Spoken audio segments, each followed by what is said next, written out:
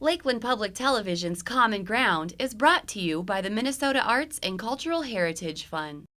Autumn. Gather your brushes. Autumn is ready to paint. Now, begin your strokes. My name is Lea Johnstone. I started painting about 4 years ago because it had always been a passion of mine. Even though my life was spent in other areas, I was the Dean for Academic Affairs at Century College in White Bear Lake for 35 years. But once I retired, I knew that I wanted to do something that I thought about since I was a little kid. I retired about 8 years ago.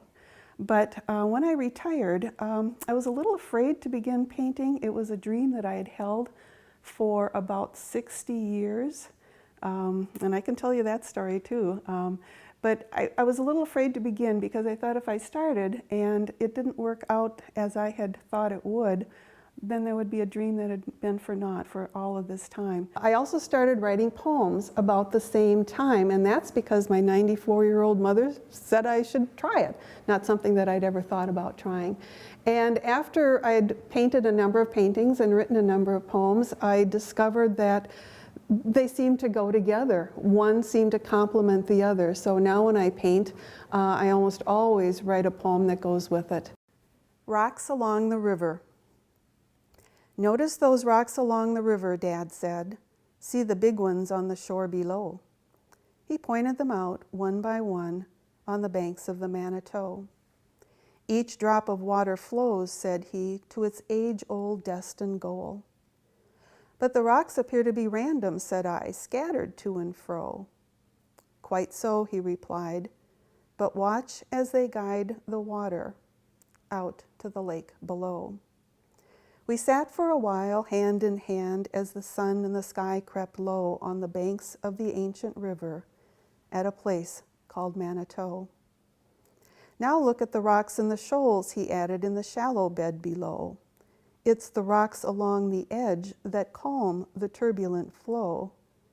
These rocks along the river harbor the creatures so. Each rock has a purpose, said he, to shelter the life below. As evening settled in, we were lost in thoughts as the river journeyed below, but before we left, he spoke softly to me of the rocks along the river once more. These rocks are like a fortress. There's nowhere they'd rather go. These rocks will be here forever, he said. Just thought you ought to know. Although he passed away a number of years ago, I often return to the river, to this place called Manitou. Though years have passed, and I've reached my lake at last, his words within me flow. Oh, Dad, dear Dad, I sighed, you are my rocks along the river. Just thought you'd want to know. One day I was channel surfing, and I happened to come across a program called Paint This with Jerry Yarnell, and he was doing exactly what I needed to know at that point in time. He was using acrylic paints, which is what I use, on medium duck canvas, which is very common, and I was using that as well. But he was not only teaching in his program how to put composition into paintings, but also how to do some of the techniques that are very critical to have a painting that's at least sound, not only aesthetically, but sound in terms of its techniques. For example, in the corners of the painting, you can darken those, and that sort of blocks your eye. You can create almost like a target where there are circles that go around and you end up with a bullseye. If the bullseye is where you want to end up with your audience view, then you do the darker circles and then your eye will go directly to that spot. He actually showed me how to paint sunbeams through trees. He also showed me some techniques to paint diamonds on water. So I did paint that painting eventually. The poem I wrote that goes along with that is called Pearls for Your Soul. When angels searched for sapphires, God made blue rivers flow. When angels asked for emeralds, fiddleheads began to grow. When angels wished for rubies, wild roses stole the show. And when angels dreamed of diamonds, a sunbeam splashed a row. But when angels looked for pearls, they found them in your soul. When I was painting before, my paintings literally were heading down to the basement where they'd get stored. I watched the show Common Ground, saw what was happening there, and a light bulb went off. I thought, why aren't I using my paintings to give back to the community? So I hauled my paintings up out of the basement, started calling some community service places, some assisted living places, some churches, some places like the Sons of Norway, volunteering my time to go to these places and do a little entertainment session. I bring about 10 or 12 paintings and read the poems that go along with it, and just thoroughly enjoying the audience. Well, actually, when I was in college, I did take a few art courses, on art essentials like composition and color and all that sort of thing. And I took one painting class, and the whole class was, the first part of the class, we were to buy our own canvas and our own wood, and then we were to make our own canvas from scratch. And that took up the first half of the class. And then the second half of the class, we were to paint a picture on it. And she paints pictures and writes poems to go with the pictures. And it's kind of a unusual idea, I think, and comes across very well. When you get into little tiny things, the smaller the brush you need, and then you get to the point where sometimes I've even taken a spyglass or whatever you call it just to see what I'm doing. But she's willing to share her talents with us, which we appreciate greatly. This is an assisted living place where we are, and people come in and share their talents, and I'm just always amazed at who shows up here. From the corner of his eye. Dear son, he wrote, with aching joints and arthritic hands, it is the call for every young man to serve in times of war, as your fathers did before, and to forever protect this land. From the corner of his eye, as he watched from a stool leaned high, as the flag was passing by. Dear boy, he begins, with weathered grit under calloused fingers, the plowing's done, the crops are in, and the good spring weather lingers. Dear son, he pens by the kerosene lamp and the blackened sky, the weather holds, pesky crows go bold, and the alfalfa has grown wild and high. From the corner of his eye, he watched from a stool leaned high, as the flag went passing by. Dear boy, he starts from the crickety table by the kitchen door. My words come hard. Each sentence seems barred. Your ma misses you more and more. From the blurriness in each eye, with trembling knees and a salute held high, he watched as a flag was carried by. Dear hero, he murmurs, the furrows of his brow, a deepened crease. They brought you home today, my son. Forever rest in peace.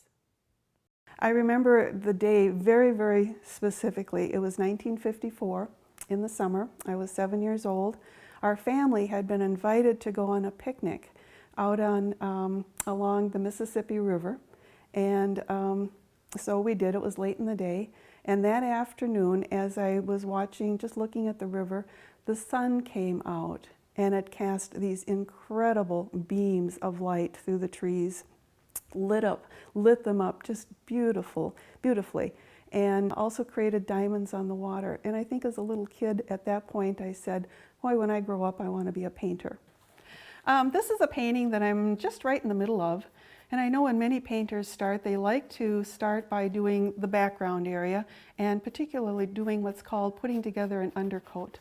And oftentimes they use their fingers too, just like me, that I'm doing right here. And putting in an undercoat, there's a very good reason for that, because I've noticed that when paint dries, especially acrylic paints, it tends to shrink a little bit. And when it shrinks, then of course the white canvas shows through. So if you have an undercoat while you're painting, that kind of helps eliminate that problem. If I'm using cool colors, I like to do an undercoat that more is in the grays. If I'm doing warm colors, I'll probably do an undercoat that is in taupes or warm browns or something like that.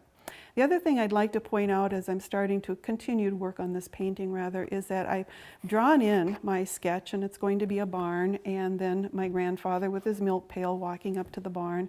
But I'd like to, where there are defined edges, paint over the line that I've sketched in. I think I'm going to start in on my barn, and you'll notice here that I'm trying to create darker shades up toward the top and around the bottom. And I'm trying to keep the center lighter, this bullseye area right here, because I want to draw the eye right here and right here.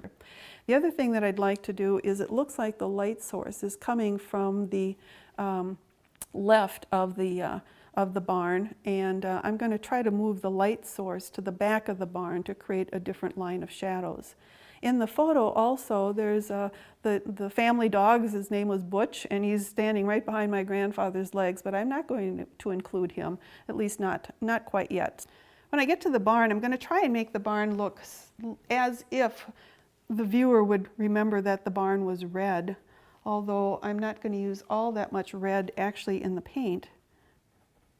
I'm just going to try to give a hint that the barn was a red barn, but try to make it look as rustic as I possibly can.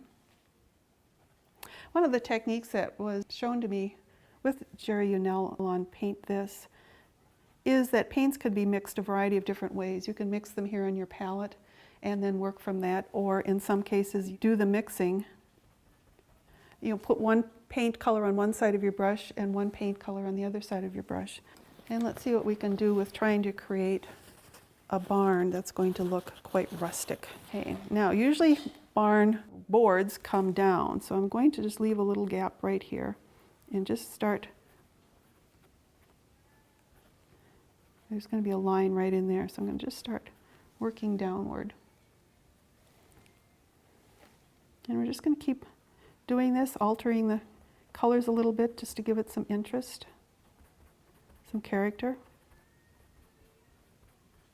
Okay, now we can kind of stand back and take a look at that effect. I think I'm going to put a few more lines through here. So I've learned over the few short years, the 4 years that I've been painting, is to try to get a gist of what it's all about. Try to give the viewer sort of the impression that this is how it was, this is how it should be, and let the viewer fill in with their own interpretation of what it is and what it should look like. Okay, now I think we can start doing the rest of the barn up here. I'm going to start by making this quite dark up here because I think this is going to be in shadow for the most part. From time to time as I'm painting, because I'm working at this angle, sometimes I'll set the painting up at a distance and take a better look at it. And it's surprising what a whole new perspective you get when you look at that. So it's very important, I think, since I don't use an easel for painting, to do that process and to do it quite frequently. And for painting windows, a chisel brush is almost paramount because you need to get some pretty nice fine lines. Sometimes I don't like to use just a total solid color. I think it gives it more fun and more interest if there are several colors that come through when the paint dries. Painting is certainly a learning experience. It's a process that you go through, and with every single painting, not everyone is as good as it should be, but everyone seems to get better and better and better. It's something that I've thoroughly enjoyed doing and I'm going to continue to do, and I'm enjoying every minute of it. When I gave my smile away, when I gave my smile away, it came right back without delay. When I gave a wink away, its charm lingered for a moment, then faded away. When I gave kind words away, their warmth was welcomed in a world of gray. When I gave my life song away, it was heard by many, both near and far away. When I gave my hand away, my heart went too, with a vow to stay. When I gave my soul away, God gathered it close and tucked it away. But when I give my smile away, it comes right back to brighten my day. When I give my smile away, it comes right back. No one takes it away. When I give my smile away, I can give it again and again and again till life takes me away. If you enjoyed this segment of Lakeland Public Television's Common Ground, consider making a contribution at lptv.org. If you have segment ideas pertaining to North Central Minnesota, contact us at legacy@lptv.org.